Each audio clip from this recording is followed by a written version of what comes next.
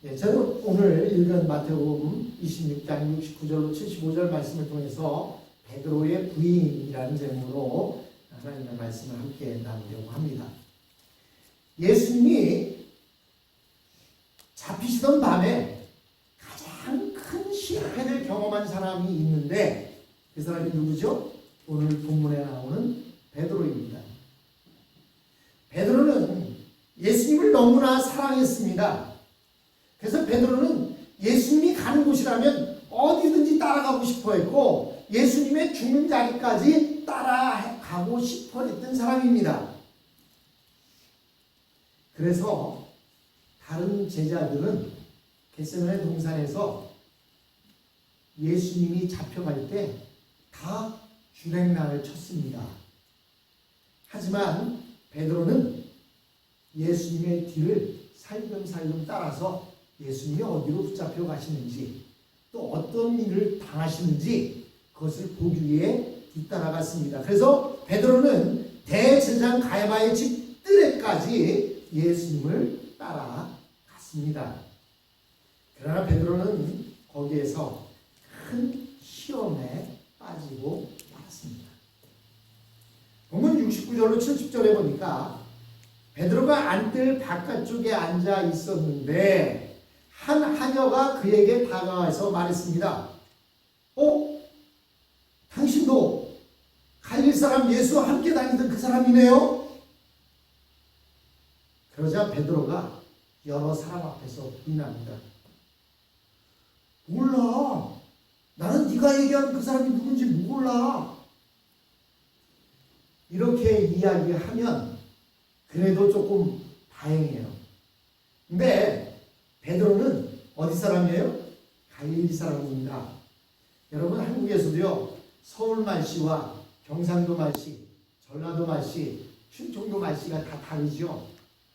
마찬가지로 그 예루살렘에도 갈릴리 사람들의 말씨와 지금 이 일이 이루어지고 있는 예루살렘의 말씨가 다릅니다. 즉 서울 말이 있고 전라도 말이 있고 충청도 말이 있듯이 예루살렘 말이 있고 갈릴리 말이 있었던 거예요. 근데 베드로는 자기가 갈릴리에 살다가 예수님을 따라서 예루살렘에 왔다고 해서 그의 말이 금방 바뀝니까? 지금 미국 와서 30년 40년 살아도 아직도 우리 최명자 집사님은 경상도 사투리 쓰시고 또 우리 여기 전라도 분들은 또 자기들끼리 만나면 언제 그러냐는 듯이 전라도 말이 술술 나옵니다. 저나 우리 송인승 권사님은 그래시우 저래시우 하는 말이 저절로 나와요. 그래서 베드로는 이렇게 얘기하는 거예요. 몰라요. 나는 그 사람이 누군지 몰라. 그리고는 그 자리에 앉아있을 수가 없었어요. 그래서 대문 가까이로 멀찍이가 앉아 있었습니다. 그런데 또 다른 여종이 와서 얘기를 하는 거예요. 아저씨, 이 아저씨도 그 갈릴리 사람 예수와 함께 다니던 사람이네요. 그러니까 또 이야기하죠.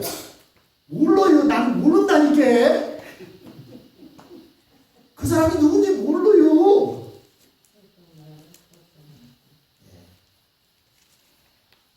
그랬는데 마지막 또 사람들이 오더니 저 사람 말씨를 보니까 그러네. 충청도 사람 맞네. 그러자 뭐라고 얘기합니까? 아니라니까요. 나는 충청도 사람이 아니요.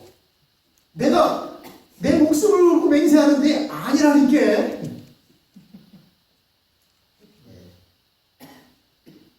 그리고는 그 자리를 빠져나왔는데 갑자기 다구름 소리가 들리는 거예요. 그래서 오늘 본문의 내용이 그가 바깥에 나가서 몹시 울었다라고 이렇게 되어 있습니다. 그렇다면 우리가 여기서 생각해 볼 일이 있어요. 어떻게 대제사장의 여종이 베드로를 알아볼 수 있었을까요? 어떻게 알아볼 수 있었을까요? 여러분, 그때 당시에는 지금 미국에서 트럼프 대통령을 모르면 간첩인 것처럼 그때 당시에는요 예수님을 모르면 간첩인 시대였습니다. 왜냐하면 예수님이 가는 곳마다 사람들을 고쳐주고 먹을 것을 주고 또 그들에게 하나님의 말씀을 가르치고 할 때에 아마도 여기 있는 이 여종들도 한 번 이상은 예수님이 말씀을 전하는 자리에 갔었던 사람입니다. 여러분 어린 시절에 예수를 믿지 않던 사람들도요, 부활절이나 크리스마스가 되면 교회를 찾아갑니다. 그래서 크리스마스에 교회 찾아가서 기쁘다 구주 오셨네 노래 부를 때 그것에 주는 선물 받아가지고 기뻐서 돌아왔던 기억이 있지 않습니까? 부활절에는 교회 가면 계란을 삶아서 주니까 그것 받아갖고 그 귀한 계란 받아 먹기 위해서 가보지 않았습니까? 이렇게 교회를 가보니까 교회 안에 목사님만 계시는 것이 아니라 목사님의 일을 도와주는 집사님들도 있는 거예요. 그래서 몇 번 보다 보니까 저분이 이 교회 다니시는구나 라고 알듯이. 베드로는 어떤 사람이었습니까? 예수님이 가장 신뢰하는 제자였고 예수님을 사랑하던 제자였습니다.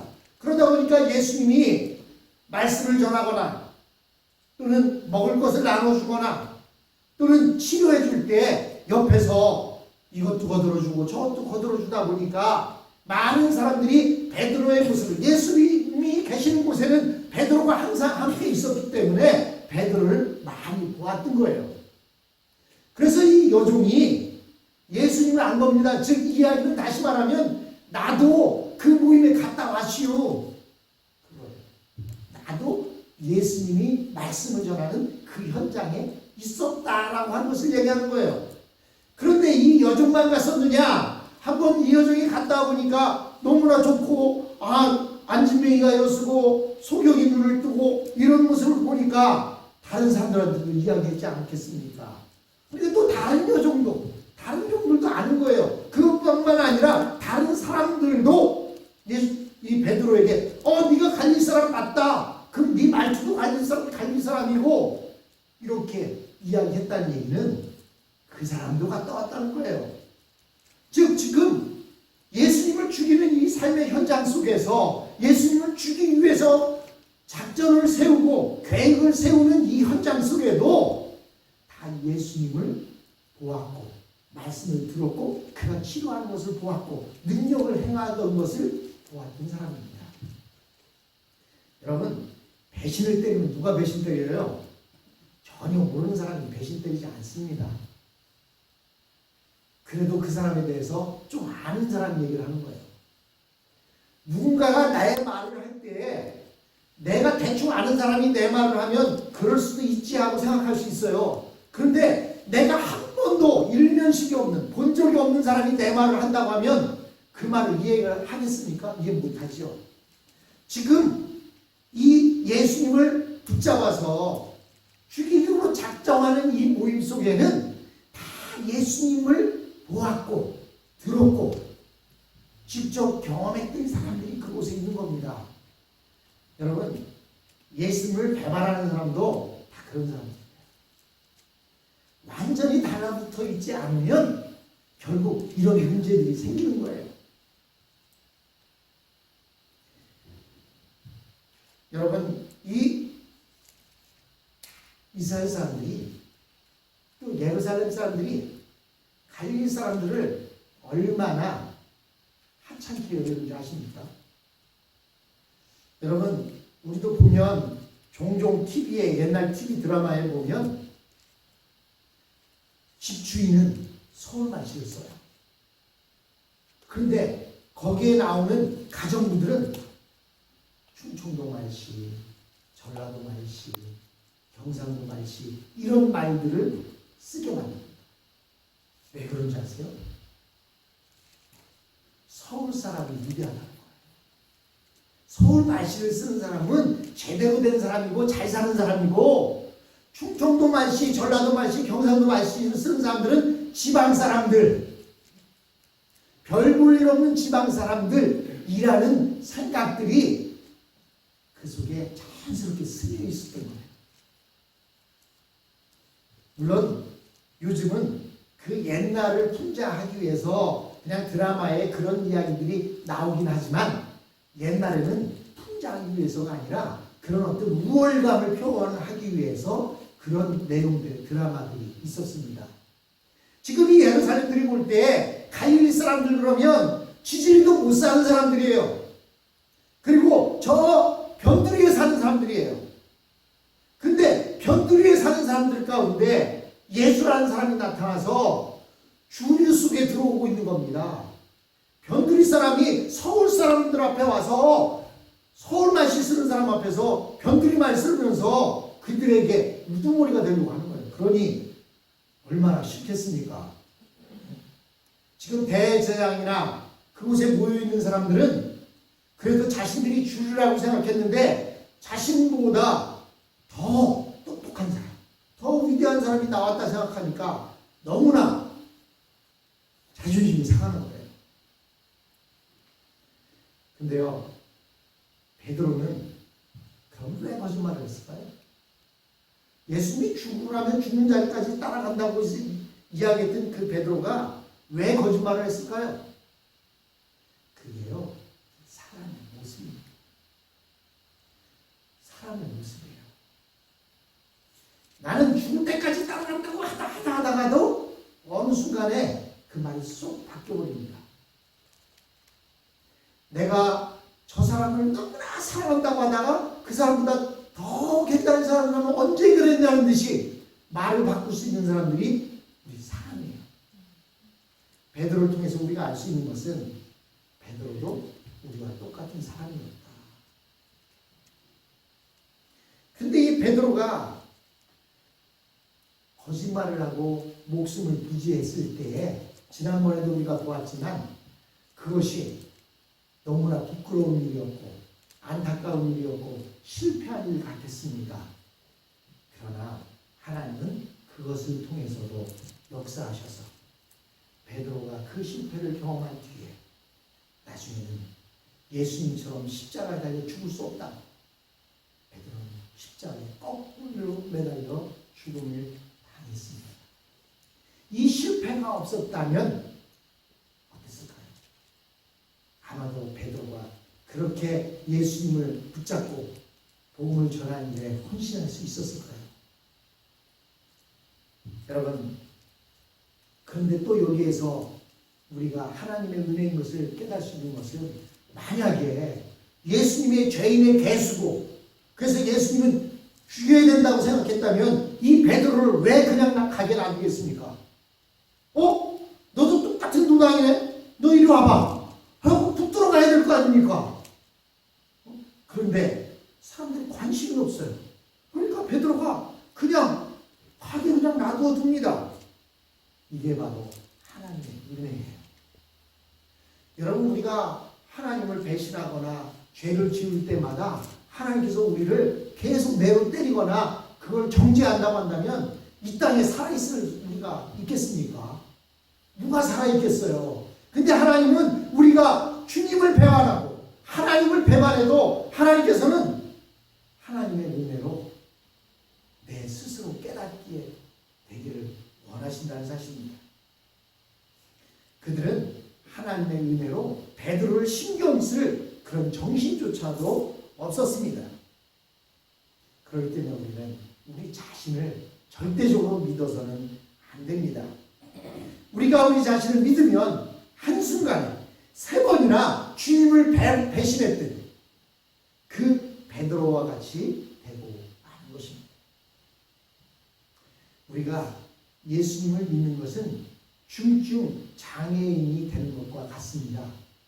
내 힘으로 먹을 수 없고 내 힘으로 걸을 수 없고 내 힘으로 할 수 없는 그런 존재가 되는 것이 바로 예수를 믿는 사람들의 모습입니다. 예수 믿기 전에는 내가 잘났고 내 힘으로 살았고 내가 무엇인가를 했습니다. 그러나 예수님을 믿고 나서는 우리가 중증 장애인이 되기 때문에 내 힘으로는 할 수 없습니다. 주님, 나는 할 수 없습니다. 주님만이 하실 수 있습니다. 이렇게 고백하는 사람들, 그것이 바로 예수 믿는 사람들인 것입니다. 우리가 살 수 있는 길은 억지로라도 조금씩 하나님의 뜻대로 살아가는 것입니다. 그래서 오늘보다는 내일보다는 그 다음 날이 조금씩 주님 앞에 점점 더 가까이 나아가야 하는 것입니다. 그런데 참 안타까운 것이 시간이 지날수록 신앙을 깎아먹고 더 조금씩 더 나 자신에게 돌아가고 있는 그런 모습들을 보면 얼마나 안타까운지 모릅니다. 하나님께서 우리에게 이렇게 긴 수명을 허락해 주신 것은 주어진 수명 속에서 주님을 영화롭게 하다가 오라는 것인데, 수명이 길어졌는데 자꾸 신앙 갉아먹다가 주님 앞에 갈 때에는 신앙이 어디 있는지 모르는 상태로 가게 된다면 얼마나 안타까운 모습이겠습니까? 여러분, 우리가 내가 주님을 붙잡으면 우리는 내 힘이 빠지면 죽고 맙니다. 그러나 주님이 나를 붙잡아 주시면 내 손에 힘이 빠진다 할지라도 전혀 개의치 않고 주님 앞에 우리는 붙들어 있을 수가 있습니다. 예수님께서는 신앙 밑바닥에 떨어져 있는 베드로를 붙들어 주셨습니다. 74절로 75절에 보니까 그때 베드로는 저주하며 맹세하여 말하였다. 나는 그 사람을 알지 못해요라고 이렇게. 그러자 곧 닭이 물었습니다. 그때 베드로가 무엇이 생각났어요? 닭이 물기 전에 네가 나를 3번 부인한다. 그 말이 생각나서 밖에 나와서 몹시 울었다라고 성경은 말씀하고 있습니다. 하나님은요, 이렇게 우리에게 여러 가지 자연의 법칙이라든지 심지어는 어린 꼬마 아이를 통해서도 우리들에게 말씀을 깨닫게 해주십니다. 예수님께서는 지금 자신이 붙들려 있기 때문에 베드로에게 직접 찾아가서 상담하거나 격려해 줄 수가 없었습니다. 그러나 예수님은 베드로를 주님의 말씀으로 인도하심으로 다시 일어서게 해주셨습니다. 예수님께서 베드로를 붙들어 주실 때에 그 방법은 놀랍게도 닭 한 마리였다는 사실입니다. 아마도 새벽에 닭이 우는 거 보니까 수탉이었겠죠. 장닭인 것 같아요. 여러분, 암탉이 울면 알을 낳고요. 수탉이 울면 어떻게 된다고요? 수탉이 아무 때나 울면요, 수탉은 잡아먹힌다고 해요. 근데 이 수탉은 얼마나 베드로에게 생각나게 만들었는지, 제가 그곳에 가봤지 않습니까? 갔더니요, 그 베드로가 수탉 울음소리를 들었던 그 장소에 이렇게 성전이 지어져 있는데요, 그 위에 닭이 이렇게 있더라고요. 그래서 그냥 보기만 해도 여기가 베드로가 3번 부인하고 닭이 들었던 그런 장소구나라고 이렇게 알 수가 있었습니다. 예수님께서는 처음 베드로에게 닭이 울기 전에 내가 3번 나를 부인할 것이다 라고 알려주셨습니다. 그러면 베드로가 그 말씀을 붙들었다고 한다면 어떻게 될까요? 그 말씀에 순종했다고 한다면 밖을 나가지 않아야 되는 거예요.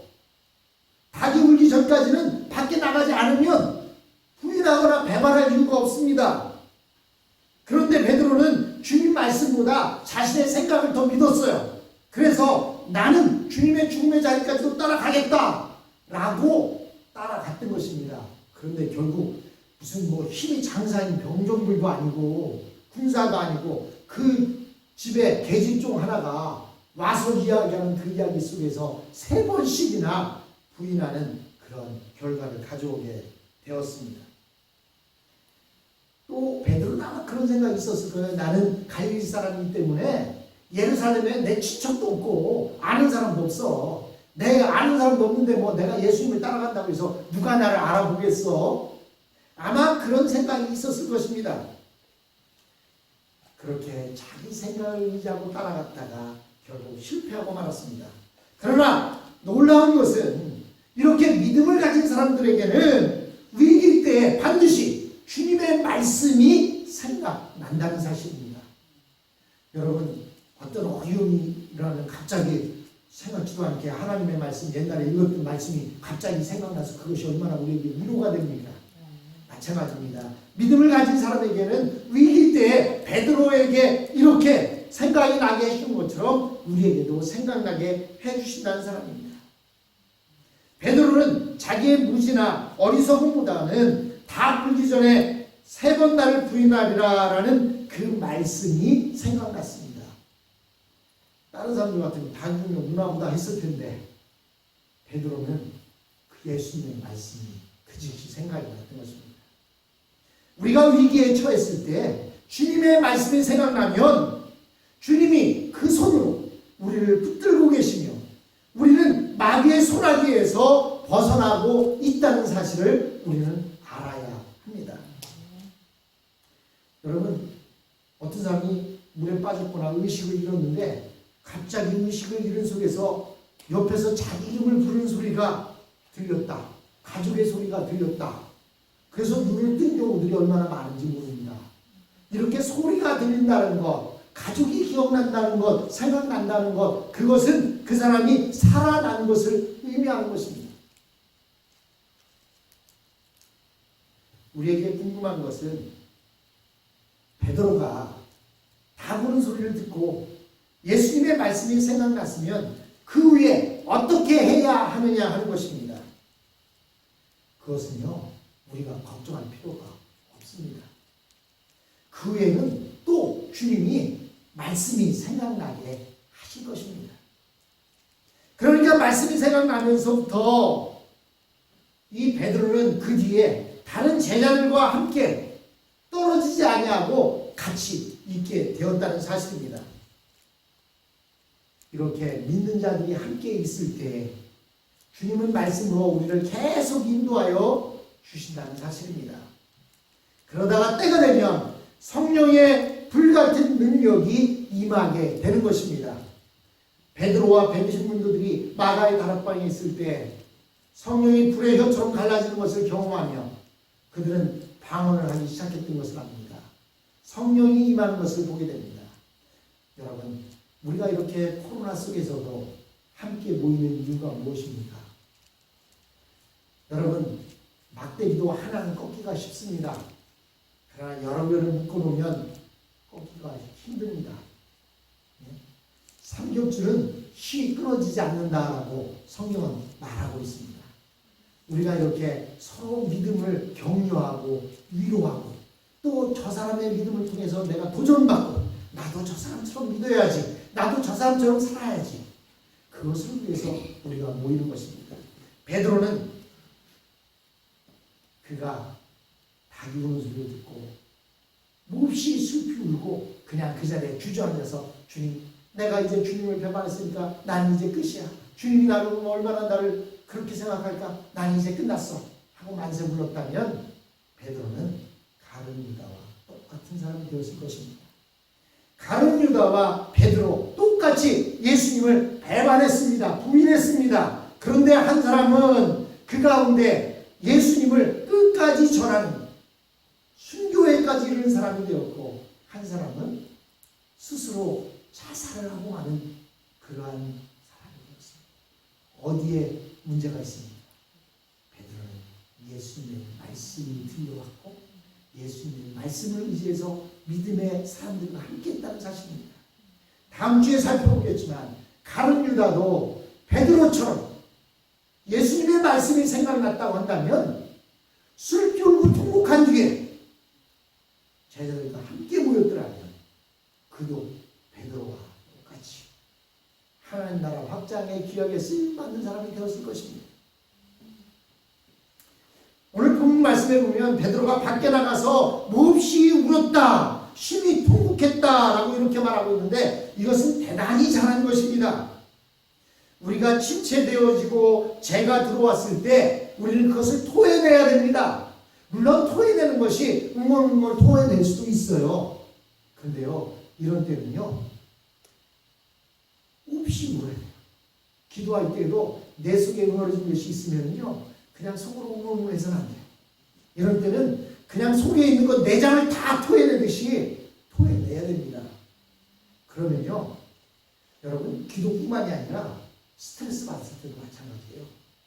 소리를 막 꽉 지르고 너무 울고 나면요 속이 개운해집니다.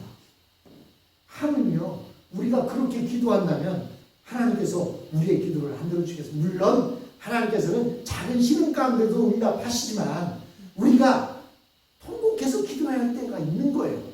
베드로는 나가서 몹시 통곡하며 기도합니다. 울부짖었습니다. 이럴 때는요, 다른 사람의 반응 생각할 겨를이 없습니다. 다른 사람이 나를 뭐라고 생각하든 그거 필요 없습니다. 혼자 어두운 곳에 가서 은밀하게 주님을 부인할 수밖에 없었던 내 자신을 생각하면서 그것을 통곡하는 것, 내 속에 있는 것을 다 드러내는 것.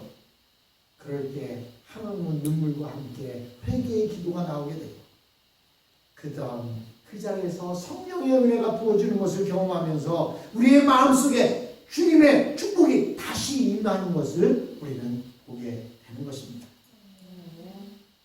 주님은 이 세상에서 억울한 재판을 통해 어처구니 없는 사형을 당하셨습니다.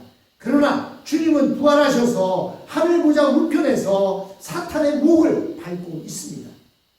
사탄은 더 이상 우리 믿는 자들을 지배하지 못하며 악한 자들은 우리의 머리털 하나도 건드리지 못할 것입니다. 뿐만 아니라 주님은 우리의 머리털 하나까지도 세시는 바 되신다 말씀하십니다. 그렇게 세세하게 우리를 사랑하고 계십니다. 사랑하는 성도 여러분, 베드로만 이럴까요? 저와 여러분도 이러한 상황까지 가지 않아도 주님 배반하기를 밤낮 뜻하는 우리의 모습을 발견하게 됩니다. 그러나 그때마다 좌절하고 쓰러질 것이 아니라 주님의 말씀이 기억나서 회개하고 통곡하고 다시 변화된 삶의 모습으로 살아갈 때 하나님이 우리를 사용하시고 우리에게 한량없는 은혜와 축복으로